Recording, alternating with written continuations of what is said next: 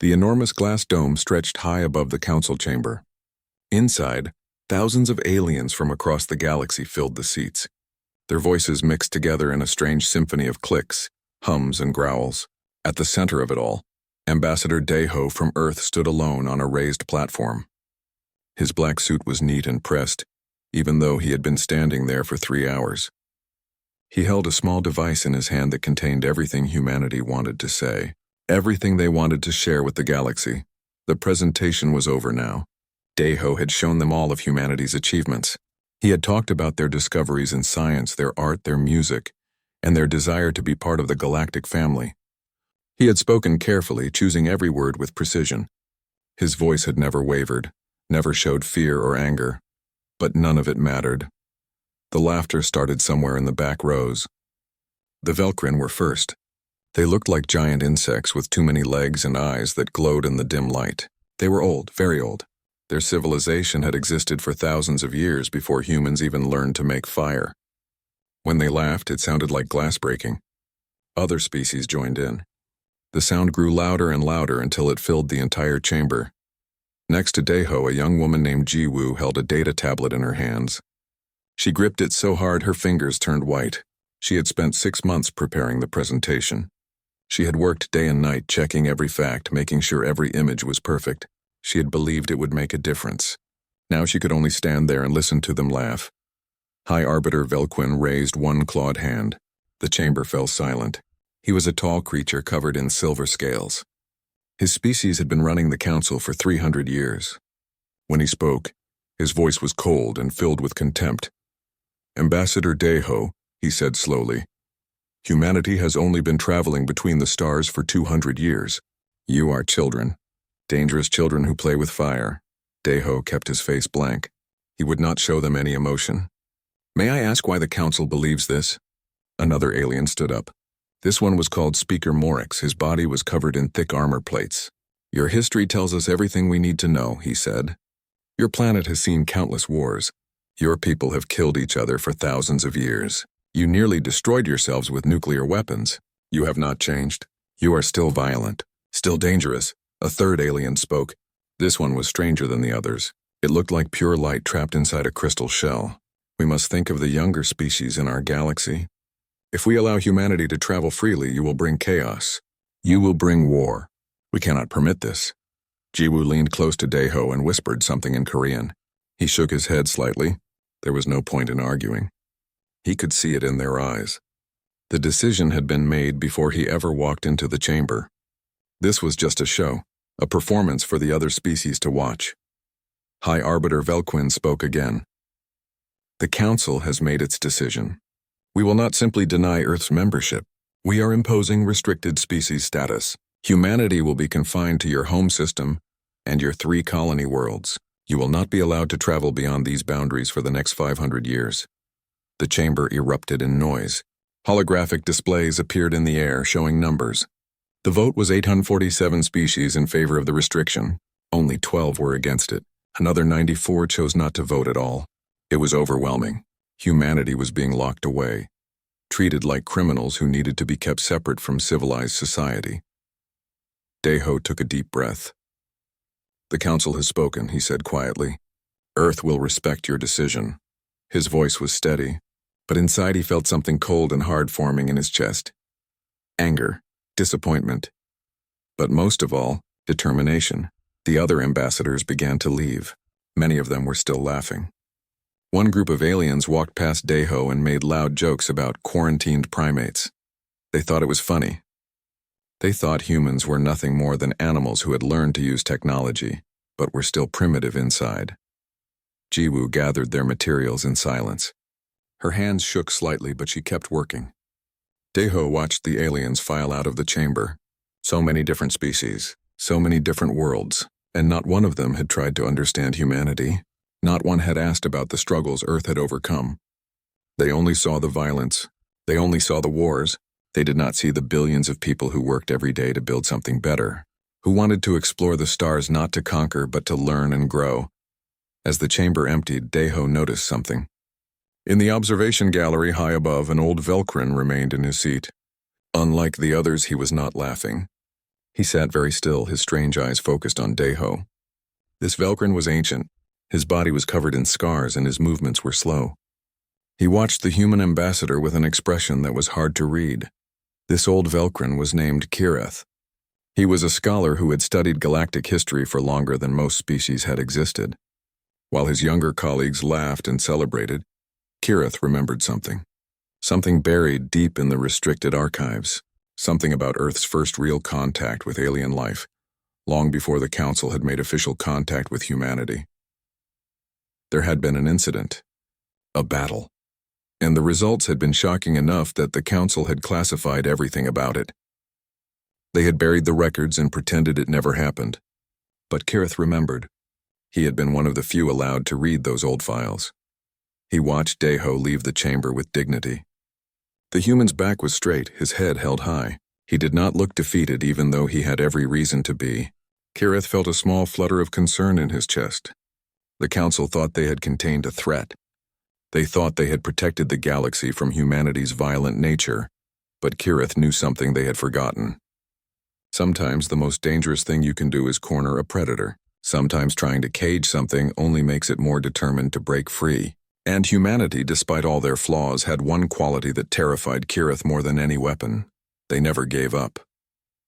The old scholar stood slowly and made his way toward the exit. He needed to review those old files again. He needed to remember exactly what had happened all those years ago. Because he had a feeling that this was not over. The Council had made a decision today, but decisions could be changed. And if humanity was anything like he remembered from those restricted files, they would find a way to make the Council listen, whether the Council wanted to hear them or not. 6 months had passed since the Council's decision. Ambassador Deho returned to Earth feeling like he had failed his entire species. The journey home took weeks, and every day he replayed that meeting in his mind. The laughter, the contempt, the way they had dismissed humanity without really listening. Now he sat in an office high above the Han River in New Seoul. The city stretched out below him, gleaming in the afternoon sun. The river itself sparkled with a strange blue-green light. Scientists had filled it with special algae that cleaned the water and produced light at night. It was beautiful. It was proof that humanity could fix its mistakes and create something better. But the Council did not care about that. Director Hyojin sat behind her desk, watching Deho pace back and forth. Her hair had gone silver years ago, but her eyes were still sharp and intelligent. She had run Earth's Xenorelations Bureau for 15 years. She had hoped that Deho's mission would succeed. Now she had to figure out what to do next. They treated us like animals, Deho said. He stopped at the window and pressed one hand against the glass. Like we were too stupid and too violent to be trusted. They fear what they do not understand, Hyojin replied calmly. The Council has been at peace for so long. They have forgotten what it means to fight for survival. They do not remember that sometimes you must be strong to stay alive. The door opened suddenly. Jiwoo rushed in without knocking. Her face was flushed and her eyes were bright with excitement. Madam Director, I found something. Something important. She pulled out a small device and activated it. A holographic image appeared in the air between them. It showed old footage, grainy and damaged. The date stamp showed it was 73 years old. The file had military encryption codes all over it. This is from something called the Outer Rim Incident, Jiwoo explained quickly. It happened before the Council even knew we had faster-than-light travel. Before they made official contact with us, the footage showed a human colony ship. It was called the Sejong, named after a Korean king from ancient times. The ship was massive, designed to carry thousands of people to new worlds. In the video, it was under attack. An alien warship was firing weapons at it. The alien ship was 10 times larger than the colony vessel. Deho leaned forward. Who attacked them? The Kresh, Jiwoo said quietly. Both Deho and Hyojin froze. Everyone in the galaxy knew about the Kresh. They were warriors. They raided colonies and took what they wanted. They were so feared that even powerful council species paid them money to leave their worlds alone. Nobody fought the Kresh. It was suicide. Keep watching, Jiwoo said. The footage continued. The colony ship's captain was a man named Tae-young. He had 3,000 people on board. Most of them were families, parents and children who just wanted to start a new life on a distant planet. The Kresh warship demanded they surrender. They wanted to take the ship, the supplies, and probably the people as slaves. But Captain Tae-young did not surrender. The colony ship was not built for fighting. It had some weapons, old railguns and missiles that colonists kept just in case. Nobody really expected to use them, but Tae-young used everything he had. He flew the ship through asteroid fields where the big Kresh warship could not follow easily. He used mining explosives as bombs. He hit them from unexpected angles. For 17 minutes, the two ships fought. It was desperate and brutal. The Kresh expected an easy victory. Instead, they found an opponent who refused to quit, who used tricks and clever tactics, who fought like someone with nothing to lose. Then the colony ship's main reactor was hit. Tae-young knew they were finished. The reactor was going to explode. Everyone on board was going to die. He could have tried to evacuate some people. He could have begged the Kresh for mercy. Instead, he did something that would echo across the galaxy for decades. He aimed the dying ship directly at the Kresh warship's engine. Then he increased speed. The colony ship, with its exploding reactor, crashed into the alien dreadnought at an incredible velocity. Both ships were destroyed instantly. 3,000 humans died, but so did 12,000 Kresh warriors. The video ended. The room was silent. "There is more," Jiwoo said softly. Before the Sejong exploded, Captain Tae-young broadcast everything. The whole battle was sent out on every frequency. The Kresh received it. Every Kresh clan in the galaxy watched it. They saw that humans do not surrender. That humans fight back even when they know they will die. She pulled up more documents. After this incident, the Kresh marked all human space as forbidden territory. They have not raided a single human colony in 73 years. Not one. They are too afraid. Daeho stared at the frozen image of the Sejong. "The council knows about this?" "They have to know," Jiwoo said. The Kresh reported it. But look at the file classification. The council buried it in their deepest archives. They did not want anyone to know that a primitive human ship had destroyed one of the most feared warships in the galaxy. Heejin stood up slowly. She walked to the hologram and studied it carefully. They did not just hide what happened. They hid what it meant, that humans are survivors, that we do whatever is necessary to protect our people. She turned to Jiwoo. "I need you to find more. Every time humans fought hostile aliens before the council's official contact. Every incident. Every battle. Get me documentation. Get me footage. Get me witness statements from the aliens who were there." "What are you planning?" Daeho asked. Yijin's expression was cold and determined. "We are going back to the council. And this time, we are going to show them the truth. They think they know who we are.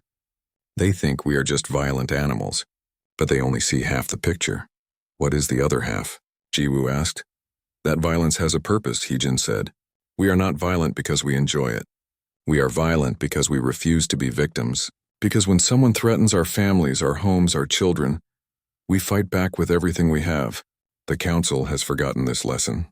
They have been safe for so long that they think safety is normal. That peace just happens. She looked at both of them. But peace is not free. Peace exists because people are willing to fight to protect it. Captain Tae-young understood that. He gave his life and the lives of 3,000 people to send a message. Do not mistake humanity's hope for peace as weakness. Do not think we will not defend ourselves. Daeho felt something shift inside him. The cold anger from 6 months ago was changing. Becoming something else. Purpose. Direction. "How long will you need?" 3 months, Hyejin said. "Maybe 4. Give me 4 months and I will give you ammunition." The council laughed at us. Let us see if they are still laughing when they see the whole truth. 3 months passed quickly.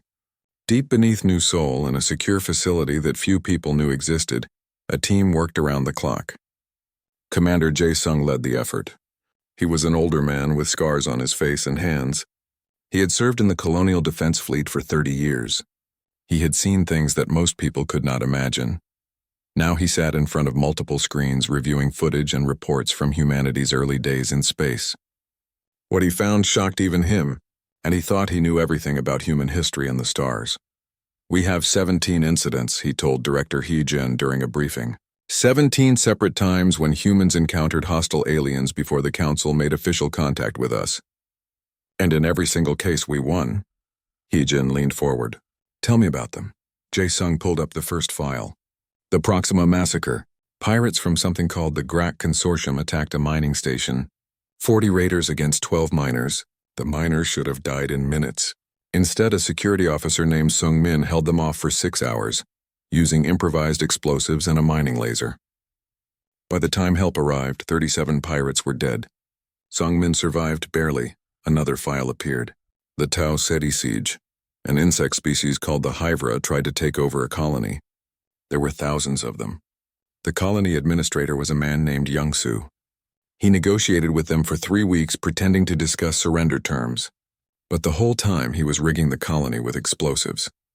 When the insects finally attacked, he detonated everything, collapsed the tunnels where they were hiding, buried them alive. The colony survived. The Hydra never came back, file after file, story after story. Each one showed the same pattern. Humans faced impossible odds. Humans were outnumbered, outgunned, and alone. Help was too far away. The council could not protect them even if they wanted to. So humans protected themselves. They fight dirty, Jae-sung said, but there was something like pride in his voice. Ji-woo, who had been reviewing the same files, shook her head. No, they fight smart. There is a difference. These people were not trying to be cruel. They were trying to survive. Ambassador Daeho had been quiet during the briefing. Now he spoke up. The council will not see it that way. They will look at these incidents and say it proves their point, that we are too violent, too dangerous. Then we make them understand the context, Hyejin said firmly. She activated a new video. Ji-woo has been editing this footage, watch. The video began with the Sejong incident. But this time the editing was different. It showed the colony ship before the attack. Families laughing. Children playing. People full of hope about their new home. Then the crash appeared. The joy turned to terror. Parents held their children. Everyone knew they were about to die. And then Captain Tae-young made his choice. Not because he wanted to kill, but because he wanted his death to mean something. To protect the other colonies. To send a message that would keep other families safe. The video continued through each incident. Every time it showed the context. The miners at Proxima were just trying to earn money to send back to their families on Earth. The colonists at Tau Ceti had children in their schools, farms they had built with their own hands. These were not soldiers looking for a fight. They were ordinary people who were forced to become warriors. The council needs to see what we were protecting, Hyejin explained. They need to understand that every act of violence had a reason. We were defending our homes, our families, our right to exist. We need one more thing, Jae-sung said. We need testimony from the aliens themselves, from the species who attacked us. We need them to explain why they stopped. Daeho frowned. Why would they help us? Because some of them understand respect, Jae-sung replied. I know a Kresh war chief. His name is Krellnex. I saved his ship once from a Hydra ambush. He owes me a debt, and the Kresh take debts very seriously. You saved a Kresh warship? Ji-woo asked in surprise. Jae-sung shrugged. There was a Hydra swarm trying to board his vessel. We were in the area. We helped. Humans are not the only ones who remember favors. He sent a message that day.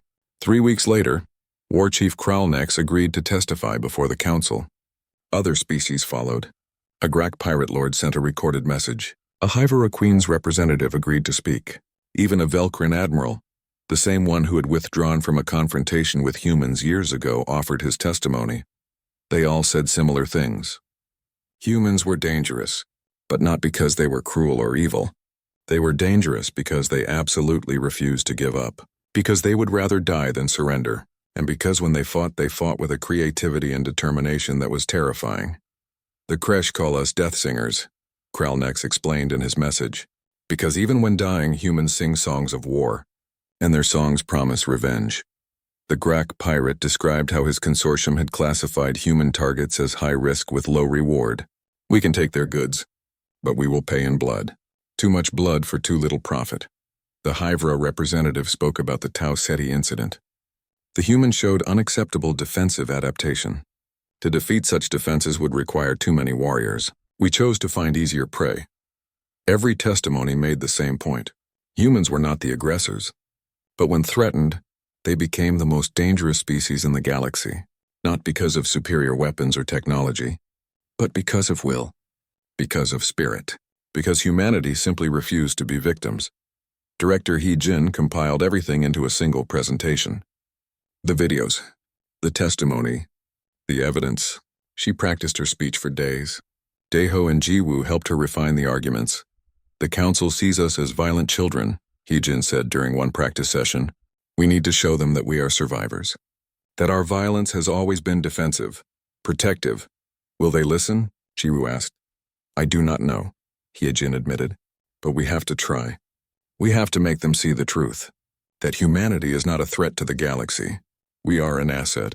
Because we know how to fight, we know how to survive, and those are lessons the council has forgotten. Commander Jae-sung spoke up. There is something else they need to understand. Every species out on the frontier, the places where the council cannot protect them, they face the same dangers we did. They need to know how to defend themselves, and who better to teach them than the species who learned these lessons the hard way? Heejin smiled. Yes, exactly. We are not asking to be accepted despite our violent history. We are offering our experience to help protect those who cannot protect themselves. That is our value to the council. She looked at her team. Get ready. We are going back to that chamber. And this time they will listen. The council chamber looked exactly as Daeho remembered it. The same glass dome overhead. The same thousands of alien species filling the seats. But this time felt different. This time humanity had not come to ask permission. They had come to present truth. Director Hyejin stood at the center platform. Beside her were Daeho, Jiwoo, and Commander Jae-sung. Behind them stood representatives from the colonies that had survived the early attacks. Children of the Sejong sister ships, survivors from Proxima, people from Tau Ceti who had rebuilt their homes after the siege. Their presence said more than words could. These were real people with real stories. High Arbiter Velquin did not look pleased. Director Hyejin, the council has already made its decision regarding humanity. This proceeding is unusual. The testimonial right is rarely invoked. Then you should pay close attention, Hyejin replied calmly. Because what we have to show you changes everything. The lights dimmed. The first video began to play. It was the Sejong incident shown in full. The council watched in silence as the colony ship fought desperately against the Kresh warship. Some aliens looked away when Captain Tae-young made his final decision. The collision. The explosion. 3,000 lives ended in an instant. The chamber was completely quiet when the video stopped. This happened 73 years ago, Hyejin said. Her voice echoed in the silence. It was humanity's first encounter with the Kresh. We were transporting families to a new colony. The Kresh attacked without warning. We had no time to call for help. The council could not have reached us even if they tried. Speaker Morik stood up. This is ancient history, Director. And it proves our point. Humans responded to violence with more violence. Disproportionate violence. Disproportionate. Hyejin's eyes flashed.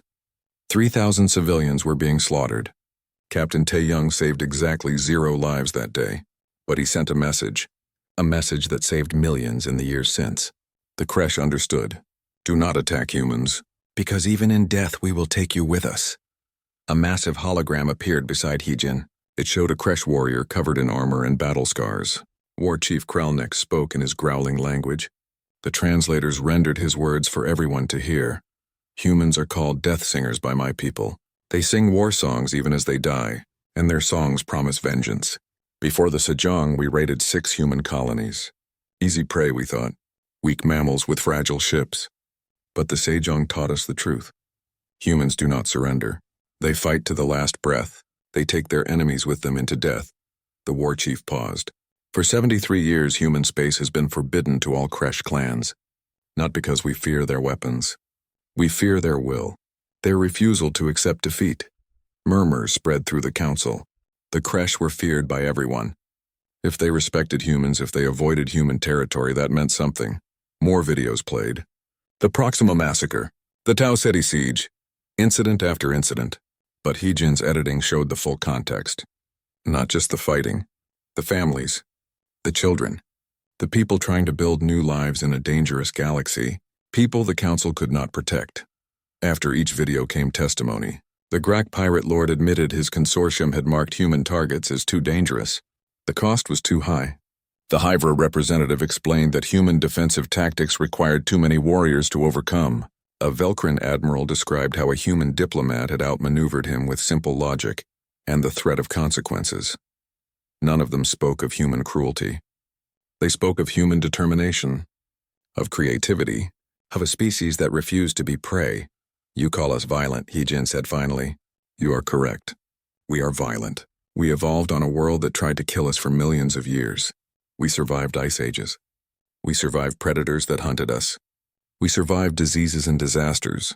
We learned to fight because we had no choice. Fighting was the only way to survive.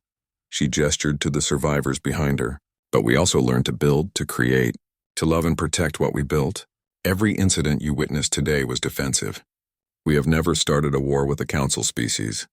We have never invaded another world. We have never enslaved or exterminated anyone. Her voice grew stronger. But when threatened, we do not wait for others to save us. We save ourselves. And apparently, that terrifies you. You have been safe for so long that you have forgotten what survival means. You think peace just happens, that it is natural. But peace is not natural. Peace is a choice. A choice that only has meaning when you have the strength to choose war instead. The chamber erupted in arguments. Some species demanded that humanity be given full membership immediately. Others wanted even stricter restrictions. The debate went on for hours. Aliens shouted at each other in dozens of languages. Alliances that had stood for centuries began to crack. Finally, High Arbiter Velquin called for silence. The Council will recess for 1 month. We will review this evidence carefully. Then we will vote again on humanity's status. As the session ended, something unexpected happened. Old Kirith, the Velquin scholar, made his way down from the observation gallery. He approached Hyojin in the corridor outside the chamber. His ancient eyes studied her carefully. You have changed nothing, he said quietly. And you have changed everything. Hyojin frowned. I do not understand. The council will argue for months, Kirith explained. Some will want to lift your restrictions. Others will want to punish you further. But you have forced them to see humanity clearly, to see what you really are. That is dangerous, and dangerous how? Deho asked. The old scholar's expression was impossible to read. Because now the council must decide. Are humans a threat to be contained, or are humans an asset to be courted? And that decision will reshape the entire galaxy. The balance of power is shifting. Species that were comfortable being protected by the council's diplomacy now see that diplomacy has limits, that sometimes you need more than words. He looked at the human delegation. You have shown the galaxy that survival requires strength. Not the strength to attack, but the strength to refuse to be a victim. Many species will want to learn from you, to understand how you survived. Others will fear you even more. The council will never be the same. Jiwoo spoke up. Is that good or bad? Kirith made a sound that might have been a laugh. That depends on what humanity does next. You have their attention now. Use it wisely. He walked away slowly, leaving the humans standing in the corridor. Around them, other delegates passed by. Some looked at them with respect, others with fear, some with curiosity. The galaxy had seen humanity clearly for the first time, and nothing would ever be the same. 5 weeks passed. The council debated endlessly. Political groups formed and reformed. Species that had been allies for centuries suddenly found themselves on opposite sides. The question of humanity's status had become the most divisive issue in council history. Finally, they called everyone back to the chamber. Ambassador Deho stood with Director Hyojin once more. Jiwoo and Commander Jae-sung were beside them. But this time, the human delegation was larger. Representatives from every human colony had come. They wanted to hear the decision together. Whatever happened, they would face it as one people. High Arbiter Velquin looked tired. The debate had taken its toll even on him. The council has deliberated on humanity's status. The decision was extremely divisive. A holographic display showed the votes. 512 species wanted to lift the restrictions. 489 wanted to keep them. 42 did not vote at all. It was the closest vote in council history. However, Velquin continued, and Hyojin felt her stomach tighten. Lifting restrictions is not the same as granting full membership. The council must vote on 3 options. 3 choices appeared in the air above them. Option 1. Full council membership with all rights and protections. The right to vote on council matters. Complete equality with every other species. Option 2. Associate status. Limited membership. Humans could trade freely, but could not vote on important decisions. They would be part of the council but not true equals. Option 3. Conditional freedom. All territory restrictions would be removed. Humans could travel anywhere, but they would be watched closely for 100 years. Any aggressive action would bring back the restrictions immediately. We will vote in order, Velquin announced. First, full membership. The numbers appeared. 234 species voted yes. 809 voted no. Deho had expected that. Full membership had always been unlikely. Too many species still feared humanity. Associate status. The numbers changed. 423 yes. 620 numbered better, but still not enough. Conditional freedom. This vote took longer. Species changed their minds. Groups argued. The numbers shifted and changed. Finally, the final count appeared. 687 yes. 356 no. The motion passes, Velquin declared. Humanity is granted conditional freedom. All territory restrictions are removed immediately. However, Earth and its colonies will be reviewed every year for the next century. Any hostile action against Council species will result in immediate punishment. It was not everything they had wanted, but it was enough. Humans would be free to explore, to trade, to build. They would just have to be careful, have to prove themselves over time. As the session ended, something surprising happened. The Kresh delegation approached the human platform. War Chief Kralnex, who had testified on humanity's behalf, extended one massive claw. It was the human gesture of greeting. A handshake. Death singers, he growled in his own language. Your songs have honor. The Kresh wish to make agreement. We will trade technologies, share knowledge of defense. We learn from each other. Commander Jae-sung understood the importance of this moment. He clasped the huge claw firmly. Yes, we can learn from each other. Other delegations began to approach. The Grak wanted to discuss security consulting. How could human tactics help protect their own colonies? The Hydra representative asked about defensive architecture. How did humans build fortifications so effectively? Even some Velkrin expressed interest in cultural exchanges. Not everyone was friendly. Many species still watched humanity with suspicion. But there was curiosity now, interest. The mockery was gone. In its place was respect. Sometimes grudging respect, but respect nonetheless. In the corridor outside, Jiwoo found old Kirith waiting for her. The ancient scholar seemed pleased about something. You knew this would happen, Jiwoo accused him. You knew they would lift the restrictions. Kirith's scales rippled in what might have been amusement. No, but I hoped. You see, young human, the council has been peaceful for so long that we forgot a truth. Peace is not simply the absence of violence. Peace is choosing not to use violence even when you have the power to do so. He gestured back toward the chamber. For centuries, the council maintained order through negotiation, through diplomacy, through avoiding conflict. But you humans showed us something we had forgotten, that the willingness to fight, truly fight, is what makes peace meaningful. Because only when everyone knows the cost of war does diplomacy actually work. Are you saying the council needs us? Jiwoo asked. I am saying the galaxy is about to become more interesting. And more honest, Kirith replied. You have taught us that survival requires strength. Many species will want to learn from you now. Others will fear you more than ever. But no one will dismiss you again. He left them with those words. 2 years passed. The human embassy on Station Nexus Prime grew from a small office to a large complex. Ambassador Deho was now Earth's permanent representative. Every day brought new challenges and opportunities. Human merchant ships traded across council space. Human security consultants taught frontier colonies how to defend themselves. Human engineers designed defensive systems for species that had never needed them before. And surprisingly, human philosophers and ethicists were in high demand. It seemed that many council species wanted to understand the balance between survival and morality, between having the capability for violence and choosing peace instead. Jiwoo, now deputy ambassador, entered Deho's office with reports. 3 more species have applied for human defense training programs. They want to learn our tactics, Deho smiled slightly. Let me guess. Frontier species. The ones the council could not protect effectively? Exactly, Jiwoo confirmed. The council's protection works well in the core systems, but out on the edges of the galaxy, you need to know how to protect yourself.